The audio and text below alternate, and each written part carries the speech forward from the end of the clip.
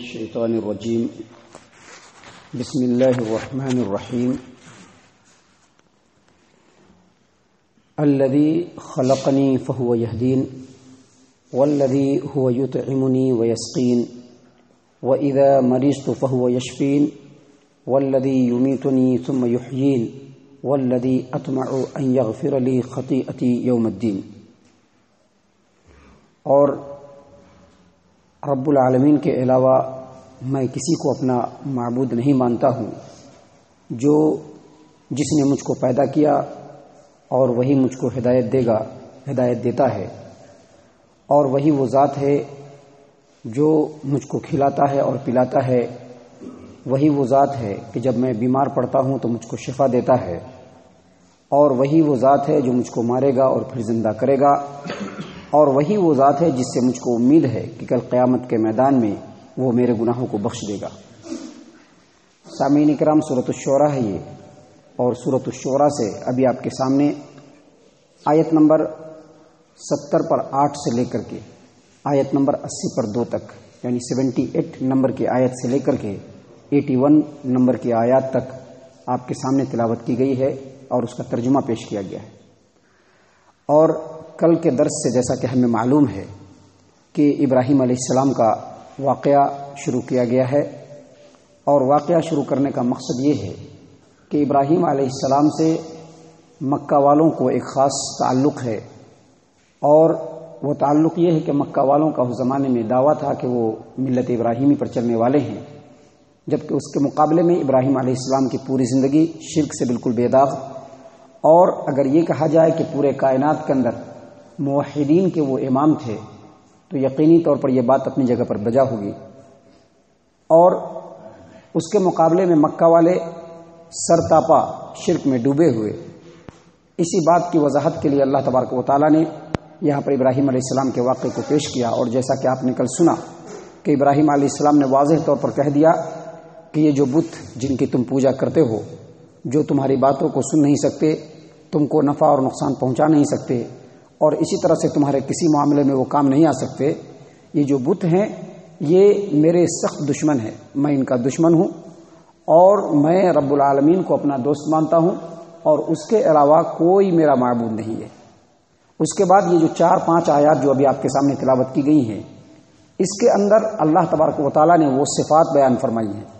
اللہ تبارک و تعالیٰ کی وہ صفات ہے جس کو ابراہیم علیہ السلام نے پیش کیا ہے کہ وہ 4 صفات، اور وہ 4 صفات جو دنیا کے اندر لوگوں کے ساتھ ہے، وہ صرف ابراہیم علیہ السلام کے ساتھ نہیں بلکہ پوری دنیا کے ساتھ ہے، دنیا کی تمام مخلوقات کے ساتھ ہے، اور یہ وہ صفات ہیں جو اللہ تبارک و تعالیٰ کے اندر پائے جاتے ہیں، اس میں اللہ کے علاوہ کوئی دوسرا اس کا شریک نہیں ہے۔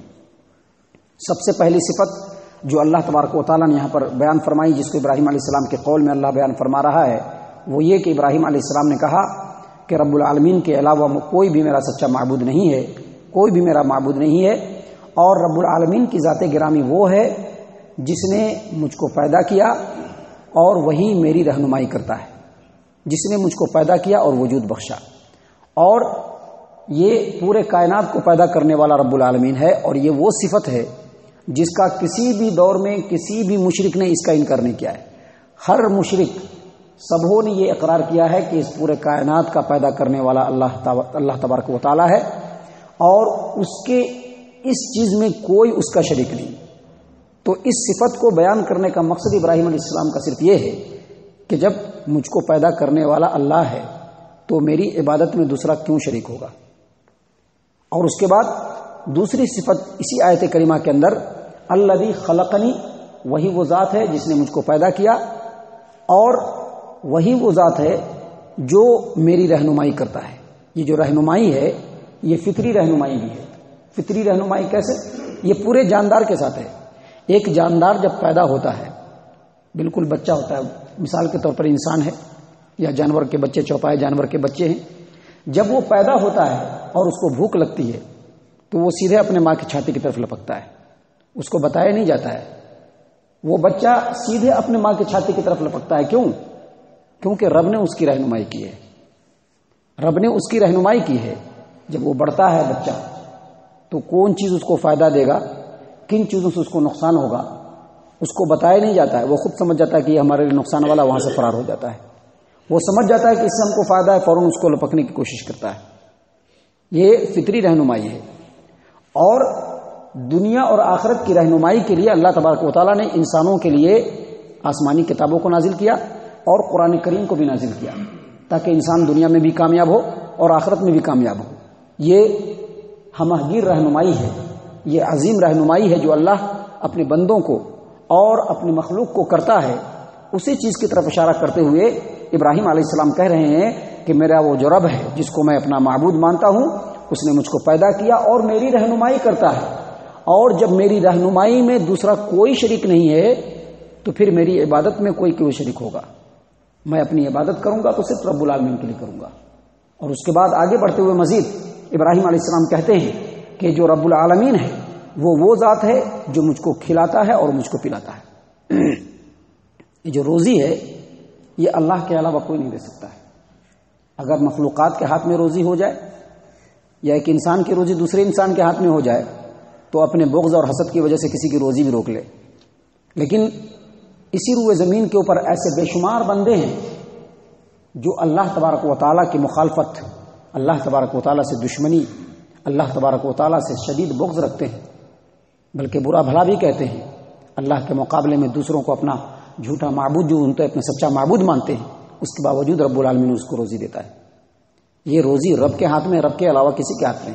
اللہ نے جب جاندار کو پیدا کیا تو اس کے پیدا کرنے سے پہلے ہی اس دنیا کے اندر، اس زمین کے اوپر اور اس آسمان کے نیچے اتنا انتظام کر دیا کہ جو پیدا ہو سب کو روزی ملے، جو پیدا ہو سب کو روزی ملے اور روزی میں کبھی بھی کمی نہیں ہو. آپ دیکھ رہے ہیں یہ ہم انسان ہیں جو ہماری روزی ہے. اللہ تبارک و تعالیٰ تو ایسے مخلوقات کو بھی روزی دے رہا ہے جس کو ہم جانتے بھی نہیں ہیں، اور رب اس کو اس تک اس کی روزی پہنچا دے رہا ہے. اللہ تبارک و تعالیٰ نے اس زمین پر وافر مقدار میں پانی کو پیدا کر دیا. زمین کے اندر وہ طاقت بھی دی کہ زمین جو ہے وہ غلے اپجائے، پیڑ پودے اپجائے، پھل پھول اپجائے، گیہوں اپجائے، چاول اپجائے. یہ ساری کی ساری جو قوت ہے اللہ نے زمین کے اندر ڈال دیا. اللہ نے ہواؤں کو چلا دیا، بارش کا نظام بنا دیا، اور سارے جاندار کے ضروریات کو اللہ تبارک و تعالیٰ نے زمین سے جوڑ دیا. جو پیدا ہوگا اس کو رزق ملتا رہے گا، اور جب رزق میں اللہ تبارک و تعالیٰ کے علاوہ کوئی شریک نہیں ہے تو اللہ کی عبادت میں دوسرا کیسے شریک ہو سکتا ہے؟ اور اس کے بعد پھر مزید آگے بڑھتے ہوئے اللہ تبارک و تعالیٰ نے یہ بھی کہا کہ وَإِذَا مَرِضْتُ فَهُوَ يَشْفِينِ، کہ ابراہیم علیہ السلام نے کہا اپنے قوم کے لوگوں کو کہ جب میں بیمار پڑتا ہوں تو کون شفا دیتا ہے؟ حالانکہ بیماری کون دیتا ہے؟ اللہ ہی دیتا ہے. لیکن ابراہیم علیہ السلام نے کہا کہ جب میں بیمار پڑتا ہوں یعنی بیماری کی نسبت اللہ کی طرف نہیں کیا. اور اسی لیے اللہ تبارک و تعالیٰ کا یہ ادب ہے، اللہ تبارک و تعالیٰ کا احترام ہے، اس کا اکرام یہ ہم کو کرنا چاہیے کہ کسی بھی برائی کی نسبت رب کی طرف نہیں ہونی چاہیے. قرآن کریم کے اندر سورۃ الجن آیت نمبر 10 میں اللہ فرماتے ہیں اشر ارید بمن فی الارض ام اراد بہم ربہم رشدا، زمین والوں کے ساتھ برائی کا ارادہ کیا گیا ہے یا ان کا رب ان کے ساتھ بھلائی کرنا چاہتا ہے. یعنی برائی جو ہے اس کی نسبت اللہ کی طرف نہیں کی گئی ہے، بھلائی کی نسبت رب العالمین کی طرف کی گئی ہے. اور یہی بات ابراہیم علیہ السلام نے بھی یہاں پر کہا وَإِذَا مَرِضْتُ، جب میں بیمار پڑتا ہوں. یہ نہیں کہا کہ جب اللہ مجھ کو بیمار پڑاتا ہے، حالانکہ بیماری بھی رب کی طرف سے اور شفا یابی بھی رب کی طرف سے ہے، لیکن خیر کی نسبت اللہ کی طرف ہونی چاہیے اور شر کی نسبت اللہ کی طرف نہیں ہونی چاہیے. یہ ادب کا بھی تقاضا ہے اور زبان کی بلاغت اور فصاحت کا بھی تقاضا ہے. انہوں نے کہا وَإِذَا مَرِضْتُ، جب میں بیمار پڑتا ہوں تو شفا بھی وہی دیتا ہے.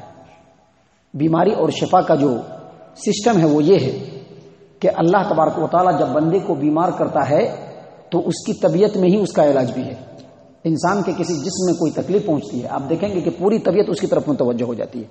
باہر سے اگر کوئی آفت آنے والی ہو، فار ایگزامپل انسان جا رہا ہے اور اچانک اولے پڑنے لگے، اچانک بارش اور اولا یعنی جو برف ہوتا ہے وہ دونوں پڑنے لگے، پتھر، تو انسان سب سے پہلے شیڈ ڈھونڈتا ہے کہ کدھر ہم چھپ جائیں کہ ہم کو اس سے بچ جائے. انسان کوئی چیز اگر انسان کی طرف چلا کر کے مارا جائے تو انسان سب سے پہلے ایسے کوشش کرتا ہے کہ یہ چیز ادھر سے نکل جائے اور ہم بچ جائیں. تو یہ ساری چیزیں اللہ نے خود انسان کی طبیعت میں ڈال دی ہے. اور جب انسان کو کوئی تکلیف پہنچتی ہے تو اس کا طبیعت اس کا مقابلہ کرتا ہے، اس کا اگینسٹ کرتا ہے، اس کا اپوز کرتا ہے. لیکن جب طبیعت کے اندر کمزوری آ جاتی ہے تو پھر انسان کو دوا لینا پڑتا ہے. اور وہ جو دوا ہوتی ہے وہ دوا کام نہیں کرتی ہے، بلکہ دوا جو ہوتا ہے وہ طبیعت کی مدد کرتی ہے. اور جب طبیعت کی مدد کرے گی تو پھر طبیعت ٹھیک ہو جائے گا. اور اس دوا کے اندر بھی اثر رب العالمین نے ہی پیدا کیا ہے. یہی وجہ ہے کہ کبھی دوا اثر کر جاتا ہے، کبھی دوا اثر نہیں کرتا ہے، اور کبھی الٹا اثر کر جاتا ہے. اور یہی وجہ ہے کہ کوئی ڈاکٹر جب علاج شروع کرتا ہے تو وہ یہ نہیں کہتا ہے کہ ہم ایک دم ٹھیک کر دیں گے، بلکہ وہ یہ کہے گا کہ ہم اپنا علاج کر دیے ہیں، اب بھگوان سمجھے، اللہ سمجھے، اوپر والا سمجھے. گویا وہاں پر ڈاکٹر بھی مجبور ہو جاتا ہے. تو ہماری شفایابی میں اللہ کے علاوہ کوئی جب شریک نہیں ہے تو پھر ہماری عبادت میں دوسرا کیوں شریک ہوگا؟ کیوں شریک ہوگا دوسرا؟ قطعی شریک نہیں ہو سکتا ہے. اس کے بعد اللہ تبارک و تعالیٰ نے ابراہیم علیہ السلام کے قول کو بیان کیا، والذی یمیتنی ثم یحیین، وہی وہ میرا رب ہے جو مجھ کو مارے گا اور پھر زندہ کرے گا. موت و حیات کے اندر بھی اللہ تبارک و تعالیٰ کے علاوہ کسی کو اختیار نہیں. انسان اپنی مرضی سے پیدا نہیں ہوا ہے، رب نے چاہا تو پیدا کر دیا. اور انسان اپنی مرضی سے مرے گا بھی نہیں، جب رب چاہے گا تبھی بندہ مرے گا. اور جب دوبارہ انسان کو قیامت کے میدان میں آنا ہے، اس کو بھی کوئی بندہ روک نہیں سکتا ہے. جب موت و حیات کے اندر اور قیامت کے قائم ہونے کے اندر رب کے علاوہ کوئی شریک نہیں ہے تو ہماری عبادت میں رب کے علاوہ کوئی کیوں شریک ہو؟ ہم کیوں دوسروں کی عبادت کریں؟ کیوں مٹی اور پتھر کے بتوں کی پوجا کریں؟ کیوں مزار والوں کے مزار کے اوپر جا کر کے اپنے سر کو رگڑیں؟ کیوں ہم بتوں کے سامنے جھکے سورج اور چاند سے مانگے؟ اللہ تبارک و تعالیٰ کی عبادت کریں گے کیونکہ وہی ہمارا سب کچھ ہے. اور اس کے بعد آخر میں اللہ تبارک و تعالیٰ نے کہا والذی اطمع ان یغفر لی خطیئتی یوم الدین، کہ ابراہیم علیہ السلام نے کہا کہ وہی وہ میرا رب ہے، وہی وہ میرا رب ہے جس سے مجھ کو امید ہے کہ جب قیامت کے میدان میں اس کے سامنے جاؤں گا تو جو میرے گناہ ہے اللہ تبارک و تعالیٰ اس کو بخش دے گا. یعنی یہاں پر بھی ابراہیم علیہ السلام یہ بتلانا چاہ رہے ہیں کہ کل قیامت کا جب میدان ہوگا تو ہمارے رب کی حاکمیت ہوگی، اسی کا فیصلہ ہوگا، اسی کا اختیار ہوگا، اس کے علاوہ کسی کا اختیار نہیں ہوگا.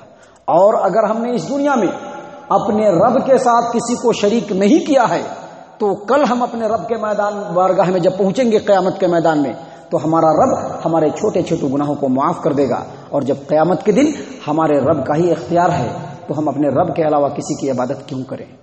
کیوں ہماری عبادت میں کوئی دوسرا شریک ہو؟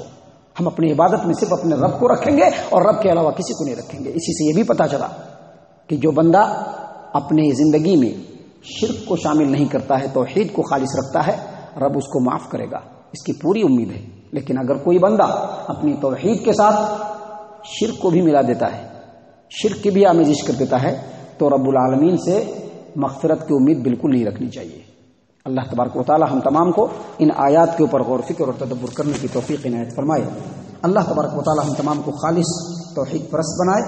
انشاءاللہ آگے ابراہیم علیہ السلام کے واقعے میں بہت ساری اور بھی نصیحتیں ہیں جو ہمارے سامنے آنے والی ہیں. اللہ سے ہم دعا کرتے ہیں اللہ تعالیٰ ان آیات کے اوپر غور و فکر اور تدبر کرنے کی توفیق عنایت فرمائے. اور یہ آیات جن باتوں کا ہم سے تقاضا کرتی ہیں اللہ تبارک و تعالیٰ ان تقاضوں کو پورا کرنے کی توفیق عنایت فرمائے. آمین یا رب العالمین. وما علینا الا البلاغ المبین.